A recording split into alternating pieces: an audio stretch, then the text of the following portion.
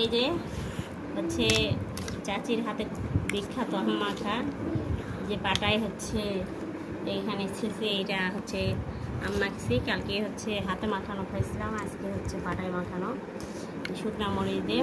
আমার তো দিবাই জল এসে গেছে, দেখি বিসমিল্লাহ।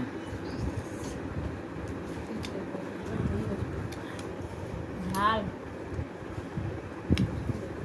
মরিচ একটু বেশি,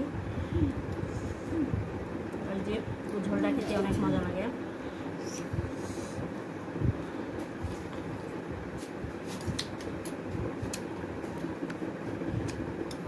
আমার আম মাখানো আমার ভাইয়া আপুদেরকে খেতে ইচ্ছে করলে ওইভাবে মেখে খাবেন। আর আমি সিজনে আসছি ঢাকা থেকে, তো তাই আম মাখা খাচ্ছি। আসলে প্রত্যেক দিনই খেতে ইচ্ছে করে, তো আজকে চাচি মাখে দিয়েছে, খুব ভালো মাখতে পারে। এখানে হচ্ছে গুড় দিয়ে আছে তুষারের গুড় দেওয়ার জন্য কালারটা এরকম। আর শুকনো মরিচ জিরা দিয়ে পাটায় হচ্ছে ইয়ে করে, মজা হচ্ছে অনেক।